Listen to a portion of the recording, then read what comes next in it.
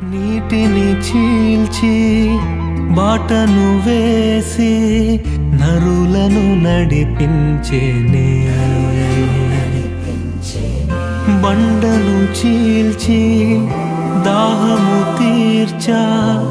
నీటిని పుట్టించేనే, నీటిని ద్రాక్ష రసముగా మార్చెనే, నీటిపై నడిచెనే,